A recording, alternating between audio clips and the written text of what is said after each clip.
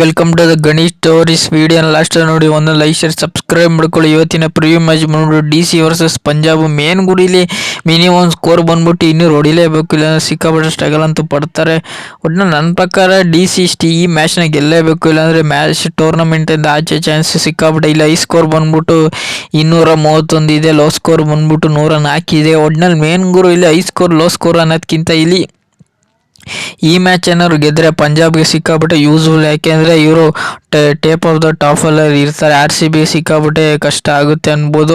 ಒಟ್ಟಿನಲ್ಲಿ ಈ ಮ್ಯಾಚ್ ಪಂಜಾಬ್ ಏನಾದ್ರು ಗೆದ್ದರೆ ಆರ್ ಸಿ ಬಿಗೆ ಒಂಚೂರು ಕಷ್ಟ. ಒಟ್ಟಿನಲ್ಲಿ ಈ ಮ್ಯಾಚಲ್ಲಿ ಡಿ ಸಿ ಗೆದ್ದರೆ ಒಂಚೂರು ಆರ್ ಸಿ ಬಿಗೆ ಸಿಕ್ಕಾಬಿಟ್ಟೆ ಬೆನಿಫಿಟ್ ಅಂತೂ ಇದ್ದೇ ಇರುತ್ತೆ. ಒಟ್ಟಿನಲ್ಲಿ ಮೇನ್ ಗುರು ಒಟ್ಟಿನಲ್ಲಿ ಡಿ ಸಿ ಪಂಜಾಬ್ ಅಂತ ನನ್ನ ಪ್ರಕಾರ ಡಿ ಸಿ ಅವರು ಸುಮಾರು ದಿನ ಟೇಬಲ್ ಟಾಪಲ್ಲಿ ಇದ್ದರು. ಒಟ್ಟಿನಲ್ಲಿ ಈಗ ತೀರಾ ಕಳಪೆಯಾಗಿ ಆಡ್ತಿದ್ದಾರೆ. ಪಂಜಾಬ್ ಅವರು ಮೊದಲಿಂದನೂ ಚೆನ್ನಾಗಿ ಆಡ್ಕೊಬರ್ತಿದ್ರೆ, ಈ ಟೂರ್ನಮೆಂಟಲ್ಲಿ ಸಿಕ್ಕಾಬಿಟ್ಟೆ ಚೆನ್ನಾಗಿ ಆಡ್ತಿದ್ದಾರೆ. ಒಟ್ಟಿನಲ್ಲಿ ಐ ಪಿ ಎಲ್ ಅಂದಾಗ ಪಂಜಾಬ್ ಅವರು ನೆಕ್ಸ್ಟ್ ಲೆವೆಲ್ ಆಟನ ಆಡ್ತವ್ರೆ. ಒಟ್ಟಿನಲ್ಲಿ ಮೇನ್ ಗುರು ಒಟ್ಟಿನಲ್ಲಿ ಇವ್ರದ್ದು ವೀಕ್ನೆಸ್ ಬಂದ್ಬಿಟ್ಟು ಒಟ್ನಲ್ಲಿ ಏನು ಬೌಲಿಂಗ್ ಏನು ಮ್ಯಾಟ್ರ್ ಆಗಲ್ಲ, ಬ್ಯಾಟಿಂಗು ನೆಕ್ಸ್ಟ್ ಲೆವೆಲ್ ಇದೆ ಅನ್ಬೋದು. ಒಟ್ನಲ್ಲಿ ಓಪನಿಂಗು ಪಂಜಾಬ್ ಸಿಕ್ಕಾಬಿಟ್ಟೆ ಚೆನ್ನಾಗಿ ಕಾಣ್ತಿದ್ದಾರೆ ಅನ್ಬೋದು. ಒಟ್ನಲ್ಲಿ ಇಲ್ಲಿ ಶ್ರೇಯಸ್ ಅಯ್ಯರು ನೆಕ್ಸ್ಟ್ ಲೆವೆಲ್ ಆಟನ ಆಡ್ತಾರೆ. ಯಾರು ಆಡಲಿ ಬಿಡಲಿ ಶ್ರೇಯಸ್ ಅಯ್ಯರೇ ಮೇನ್ ವಿಕೆಟ್ ಅನ್ಬೋದು. ಇಲ್ಲಿ ಶಶಾಂಕ್ ಸಿಂಗು ಅಷ್ಟೇ, ಇಲ್ಲಿ ಪ್ರಿಯಾಂಕ್ ಆಚಾರ್ಯನು ಅಷ್ಟೇ ನೆಕ್ಸ್ಟ್ ಲೆವೆಲ್ ಆಟನ ಆಡ್ತಾರೆ ಅನ್ಬೋದು. ಒಟ್ನಲ್ಲಿ ಇವ್ರದ್ದು ಏನು ಅಂತ ಹೇಳ್ಕೊಳ್ಳೋ ಬ್ಯಾಟಿಂಗ್ ಚೆನ್ನಾಗಿದ್ರು, ಒಟ್ನಲ್ಲಿ ಬೌಲಿಂಗ್ ಚೆನ್ನಾಗಿಲ್ಲ ಅಂದ್ರೆ ಬ್ಯಾಟಿಂಗ್ ನೆಕ್ಸ್ಟ್ ಲೆವೆಲ್ ಇದೆ ಇವ್ರದ್ದು. ಮ್ಯಾಕ್ಸ್ವೆಲ್ಲು ಚೆನ್ನಾಗಿ ವಿಕೆಟ್ಗಳನ್ನ ತಗೊಡ್ತಾರೆ. ಬ್ಯಾಟಿಂಗಲ್ಲಿ ಆಡಲಿಲ್ಲ ಅಂದ್ರೆ ಬೌಲಿಂಗಲ್ಲಿ ತುಂಬ ಚೆನ್ನಾಗಿ ಆಡ್ತಾರೆ. ಒಟ್ಟಿನಲ್ಲಿ ಡಿ ಸಿಲಿ ಇಲ್ಲಿ ಮೇನ್ ಗುರು ಡಿ ಸಿಲಿ ಓಪನಿಂಗು ಸಿಕ್ಕಾಪಟ್ಟೆ ಸ್ಟ್ರಗಲ್ ಪಡ್ತಿದ್ದಾರೆ.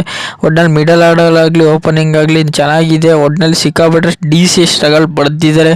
ಒಟ್ಟಿನಲ್ಲಿ ಎಲ್ಲ ಚೆನ್ನಾಗಿದ್ರು ಡಿ ಸಿಲಿ ಯಾಕೋ ಒಂಚೂರು ನೆಗೆಟಿವ್ ವೈಬ್ ಕಾಣ್ತಿದೆ. ಒಟ್ಟಿನಲ್ಲಿ ನನ್ನ ಪ್ರಕಾರ ಒಟ್ಟಿನಲ್ಲಿ ಡಿ ಸಿ ಪಂಜಾಬ್ ಅಂದ ನನ್ನ ಪ್ರಕಾರ ಪಂಜಾಬ್ ಗೆಲ್ಲೋ ಚಾನ್ಸ್ ಸಿಕ್ಕಾಪಟ್ಟೆ ಇದೆ. ಡಿ ಸಿ ಅಷ್ಟು ಈಸಿಯಾಗಿ ಬಿಟ್ಕೊಡೋದಿಲ್ಲ ಅನ್ಬೋದು. ಒಟ್ಟಿನಲ್ಲಿ ಮೇನ್ ಗುರು ಒಟ್ಟಿನಲ್ಲಿ ಪಂಜಾಬ್ ಟೀಮಲ್ಲಿ ಯಾರಪ್ಪ ಇರ್ತಾರೆ ಅಂದರೆ ಶ್ರೇಯಸ್ ಅಯ್ಯರ್ ಕ್ಯಾಪ್ಟನ್ ಆಗಿರ್ತಾರೆ.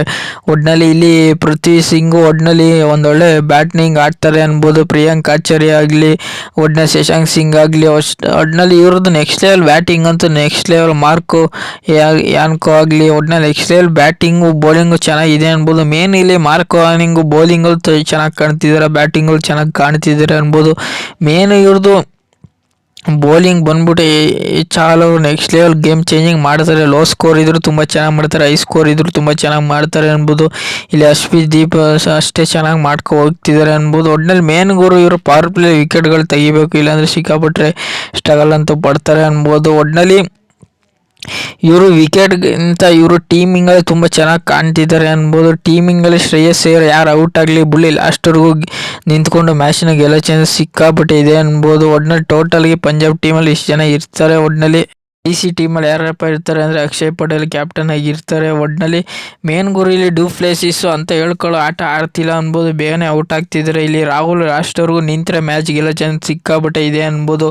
ಒಟ್ಟಿನಲ್ಲಿ ಬೌಲಿಂಗರ್ ಇವರು ತುಂಬ ಚೆನ್ನಾಗಿ ಕಾಣ್ತಿದ್ದಾರೆ. ಮಿಥೇಶ್ ಸ್ಟಾರ್ಕ್ ಆಗಲಿ, ಕುಲ್ದೀಪ್ ಯಾದವ್ ಆಗಲಿ, ಮೊಹಮ್ಮದ್ ಶರ್ಮಾ ಆಗಲಿ ಒಟ್ಟಿನಲ್ಲಿ ನೆಕ್ಸ್ಟ್ ಲೆವೆಲ್. ಇಲ್ಲಿ ಮುಖೇಶ್ ಕುಮಾರ್ ಇಲ್ಲಿ ಅಂತ ಹೇಳ್ಕೊಳ್ಳೋ ಆಟ ಬೌಲಿಂಗ್ ಮಾಡಿದ್ರು ಅಂತ ಹೇಳ್ಕೊಳ್ಳೋ ವಿಕೆಟ್ಗಳು ತೆಗಿತಿಲ್ಲ, ಅದಕ್ಕೆ ಇವರು ಸಿಕ್ಕಾಪಟ್ಟೆ ಸ್ಟ್ರಗಲ್ ಪಡ್ತಿದ್ದಾರೆ ಅನ್ಬೋದು. ಒಟ್ಟಿನಲ್ಲಿ ಇವರು ಏನೋ ಒಂದು ತಪ್ಪು ಮಾತು ಮಾಡ್ತಿದ್ದಾರೆ ಡಿ ಸಿ, ಅದಕ್ಕೆ ಮ್ಯಾಚ್ಗಳನ್ನ ಗೆಲ್ಲೋ ಚಾನ್ಸಸ್ ಕಡಿಮೆ ಆಗ್ತಿದೆ. ಒಟ್ಟಿನಲ್ಲಿ ಈ ಮ್ಯಾಚ್ ಡಿ ಸಿ ಗೆಲ್ಲೇಬೇಕು, ಇಲ್ಲಾಂದರೆ ಇವರು ಕಷ್ಟ ಆಗೋ ಚಾನ್ಸಸ್ ಸಿಕ್ಕಾಪಟ್ಟೆ ಇದೆ ಅನ್ಬೋದು. ಒಟ್ಟಿನಲ್ಲಿ ಈ ಮ್ಯಾಚ್ ಡಿ ಸಿ ಗೆದ್ದರೆ ಒಂಚೂರು ಆರ್ ಸಿ ಬಿಗೆ ಯೂಸ್ಫುಲ್ ಇರುತ್ತೆ, ಇಲ್ಲಾಂದರೆ ಪಂಜಾಬ್ ಡೈರೆಕ್ಟ್ ಕ್ವಾಲಿಫೈ ಆಗಿಬಿಡ್ತಾರೆ ಅನ್ನೋ ಚಾನ್ಸಸ್ ಸಿಕ್ಕಾಬಿಟ್ಟೆ ಇದೆ ಅನ್ಬೋದು. ಒಟ್ಟಿನಲ್ಲಿ ಡಿ ಸಿ ಟೀಮಲ್ಲಿ ಟೋಟಲ್ ಇಷ್ಟು ಜನ ಇರ್ತಾರೆ ಗುರು.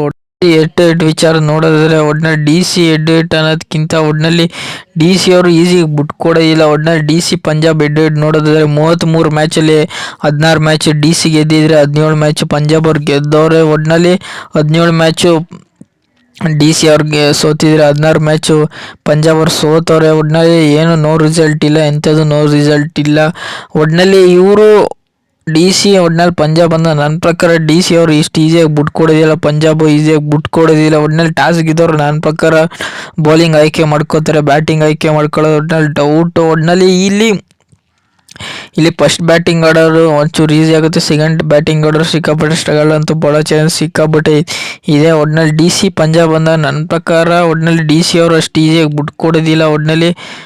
ಒಟ್ಟಿನಲ್ಲಿ ಪಂಜಾಬ್ ಗೆಲ್ಲೋ ಚಾನ್ಸಸ್ ಇದೆ ಡಿ ಸಿ ಅಂತ ಅನ್ಕೋತೀನಿ. ಒಟ್ಟಿನಲ್ಲಿ ಡಿ ಸಿ ಗೆದ್ದರೆ ಆರ್ ಸಿ ಬಿಗೆ ಒಂಚೂರು ಯೂಸ್ಫುಲ್ಲು, ಪಂಜಾಬ್ ಗೆದ್ದರೆ ಡೈರೆಕ್ಟ್ ಕ್ವಾಲಿಫೈ ಆಗೋ ಚಾನ್ಸಸ್ ಇದೆ. ಒಟ್ಟಿನಲ್ಲಿ ಈ ಮ್ಯಾಚ್ ಒಟ್ಟಿನಲ್ಲಿ ಪಂಜಾಬ್ ಗೆಲ್ಲೋ ಚಾನ್ಸಸ್ ಸಿಕ್ಕಾಬಿಟ್ಟೆ ಇದೆ. ಒಟ್ನಲ್ಲಿ ಈ DC ವರ್ಸಸ್ ಪಂಜಾಬಲ್ಲಿ ಪಂಜಾಬ್ ಗೆಲ್ತಾರೆ ಅಂತ ಪ್ರಿಡಿಕ್ಷನ್ ಮಾಡ್ತೀನಿ. ಈ ಪ್ರಿವ್ಯೂ ನಿಮ್ಗೇನಾದ್ರು ಇಷ್ಟ ಇಲ್ಲ ಲೈಕ್ ಶೇರ್ ಸಬ್ಸ್ಕ್ರೈಬ್ ಮಾಡ್ಕೊಳ್ಳಿ. ಸುಮಾರು ಜನ ಸಬ್ಸ್ಕ್ರೈಬ್ ಮಾಡದೆ ನೋಡ್ತಿರೋ ಬೇಗ ಸಬ್ಸ್ಕ್ರೈಬ್ ಮಾಡ್ಕೊಳ್ಳಿ.